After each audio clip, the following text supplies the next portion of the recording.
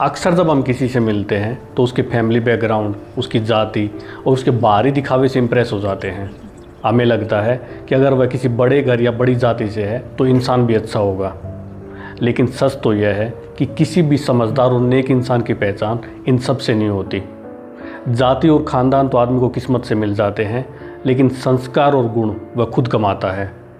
तो किसी को भी जज करते टाइम सबसे पहले यह देखिए कि उसका दूसरों के प्रति व्यवहार कैसा है। इंसान को उसकी जाति या वंश के तराजू में नहीं तोला जाना चाहिए। असलियत तो उसके चरित्र में छिपी होती है। मुश्किल के समय जो दूसरों के काम आए वही असल में श्रेष्ठ है। बाहरी चमक दमक तो वक्त के साथ फीकी पड़ जाती है, लेकिन इंसान का स्वभाव, उसका काम और उसकी ईमानदारी हमेशा याद रखे जाते हैं। इसलिए किसी का सरनेम देखने से बेहतर है हम उसका ज्ञान, कर्म और चरित्र देखें। लेकिन हमारे समाज का एक कड़वा सच यह है कि हम किसी की काबिलियत देखने से पहले उसकी जाति या फैमिली बैकग्राउंड पूछने लगते हैं। हमारे दिमाग में यह वंशवाद और ऊंच नीच इतनी गहराई तक बस गया है कि हम इंसान की असली पहचान ही भूल जाते हैं। समाज की इसी सोच पर कड़ा प्रहार करते हुए कबीरदास ने सदियों पहले एक दोहा लिखा था।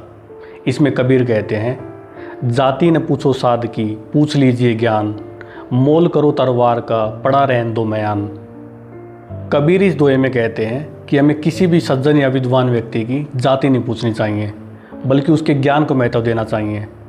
ठीक वैसे ही जैसे जब हम तलवार खरीदने जाते हैं तो हम तलवार की धार चेक करते हैं, ना कि उसकी मयान की सुंदरता।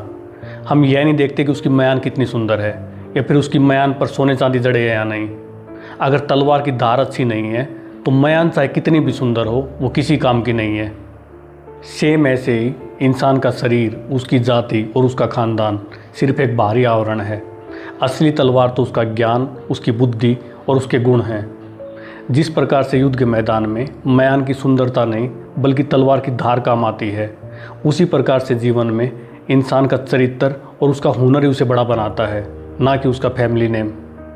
कबीर का यह दोहा एक ऐसे समाज की कल्पना करता है जहाँ भाईचारा, रिश्ते और बातचीत इस आधार पर तय न हो कि सामने वाला किस जाति या खानदान का है।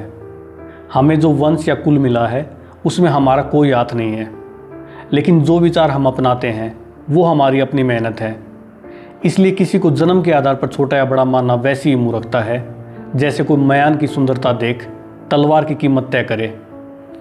यह मात्र एक दोहा नहीं बल्कि ज़िंदगी जीने का एक प्रैक्टिकल तरीका है। यह हमें सिखाता है कि जब भी हम किसी इंसान को परखें तो हमारा ध्यान उसके ज्ञान और चरित्र पर होना चाहिए। जैसे युद्ध के मैदान में मयान की सुंदरता नहीं बल्कि तलवार की धार काम आती है, सेम वैसे ही ज़िंदगी जब हमें चुनौतियों के मैदान में उतारती है तो हमारी जाति या खानदान नहीं बल्कि हमारा ज्ञान ही हमारे काम आता है।